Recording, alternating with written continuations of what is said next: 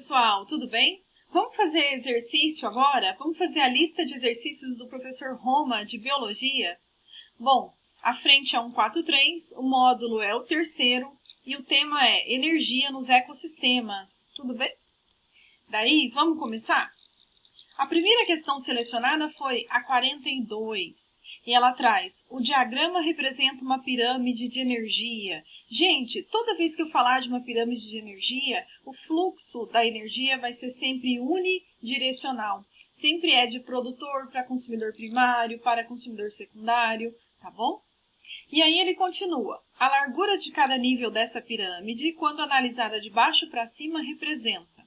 Letra A quantidade de energia disponível para o nível trófico seguinte pode ser, né? Porque numa pirâmide de energia, eu sempre tenho as barras de baixo para cima que mostram quanto de energia estará disponível. Vamos ver as demais?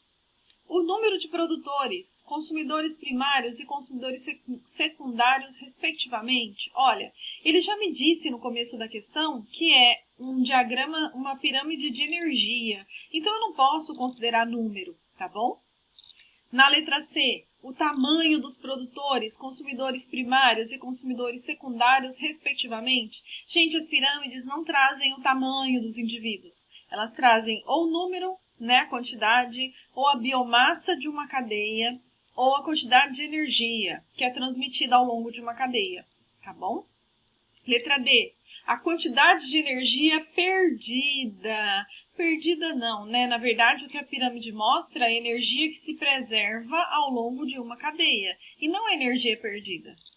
E letra E, a produtividade primária bruta, a produtividade primária líquida e a produtividade secundária líquida. Nossa, esses termos não cabem nesse momento aqui, né? Então, não tá certo. Como resposta, como a gente já viu lá no comecinho, é a alternativa A, tá bom? Vamos para a próxima? Olha, essa questão é do Enem. A gente aí que está pensando tanto no Enem, né, que considera uma grande possibilidade de ingresso à faculdade. Então, olha, a do Enem começa. Estudos de fluxo de energia em ecossistemas demonstram que a alta produtividade nos manguezais está diretamente relacionada às taxas de produção primária líquida e à rápida reciclagem dos nutrientes. Como exemplo de seres vivos encontrados nesse ambiente, temos aves, caranguejos, insetos, peixes e algas.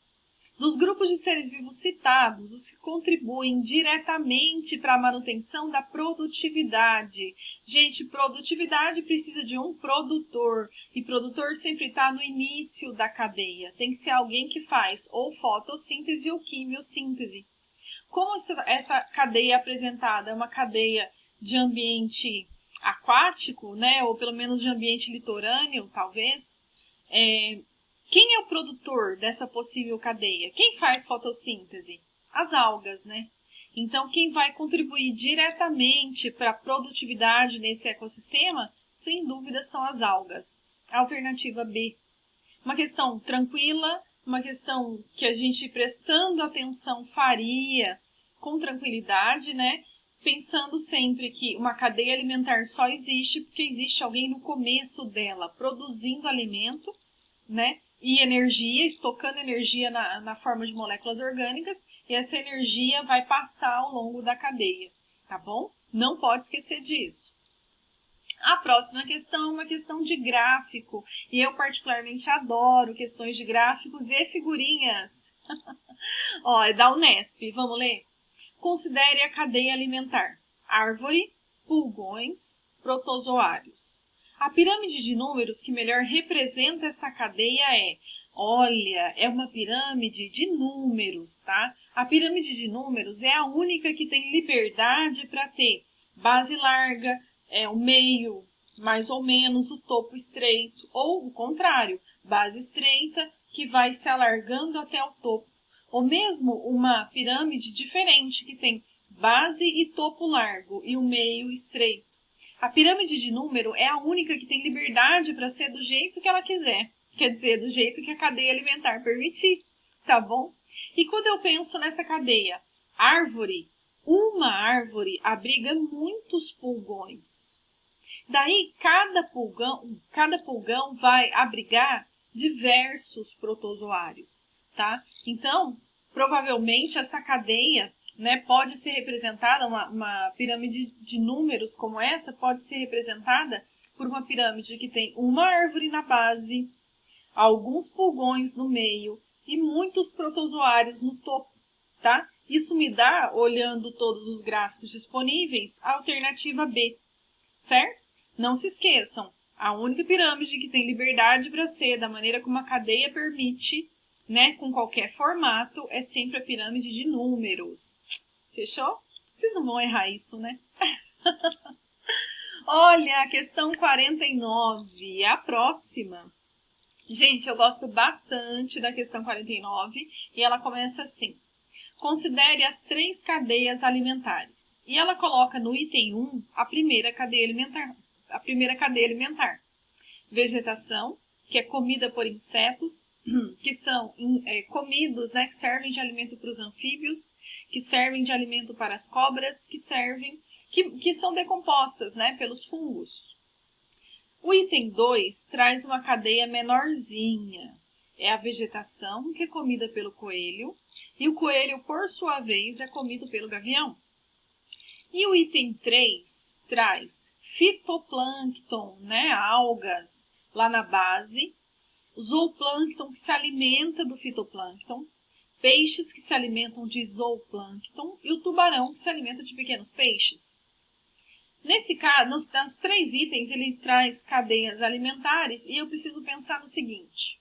Quanto mais extensa essa cadeia mais itens a energia vai ter que passar, ser consumida para a manutenção desses organismos, né? E quando a gente considerar o último nível trófico, quanto mais extensa é uma cadeia, menos energia chega no topo. Se eu penso numa cadeia mais curtinha, sei lá, como a cadeia 2 com 3 itens, a passagem de energia da vegetação para o coelho e do coelho para o gavião, grande parte dessa energia vai ser conservada, porque como eu tenho poucos organismos, pouco dessa energia foi consumido, tá bom? Então, vamos continuar a leitura. A maior quantidade de energia disponível para os níveis tróficos mais elevados estará numa cadeia longa como a 1 ou a 3 ou numa cadeia curtinha como a 2? Numa cadeia curtinha como a 2, né? Quanto menos itens eu tiver numa cadeia, mais a energia se preserva e mais o consumidor de topo vai receber energia ali, tá bom? E alternativa C, né, gente? Como resposta dessa questão.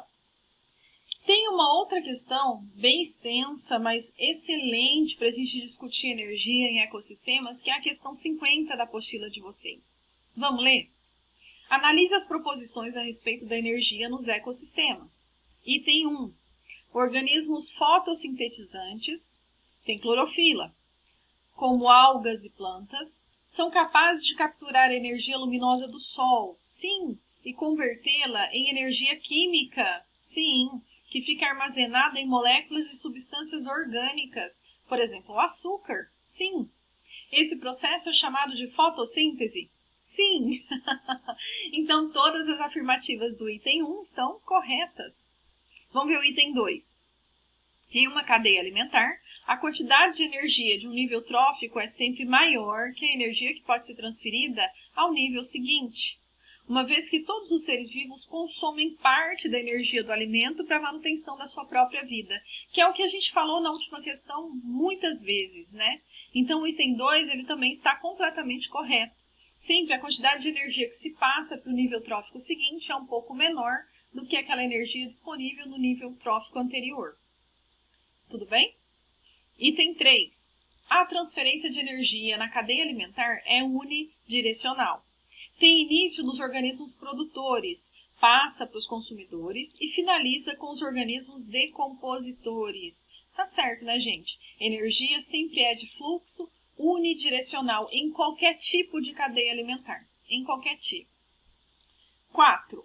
Os consumidores primários obtêm a energia necessária à sua sobrevivência alimentando-se diretamente de organismos fotossintetizantes? Sim, né? Sendo o consumidor primário, ele vai ser o primeiro consumidor que come o produtor. Então tá correto. E por fim, o item 5. Os organismos decompositores obtêm a energia necessária para sua sobrevivência através da decomposição da matéria orgânica morta, o que também é verdade. Então, na questão 50, são 5 itens ótimos da gente discutir quando estudamos, né? Cadeia alimentar, pirâmide de energia, fluxo de energia. São itens ótimos, todos corretos. Então, a alternativa correta aqui vai ser a E, certo? E uma boa discussão sobre todo esse módulo aí. Tudo bem, gente? Era isso. Um grande beijo. Bom estudo aí para vocês.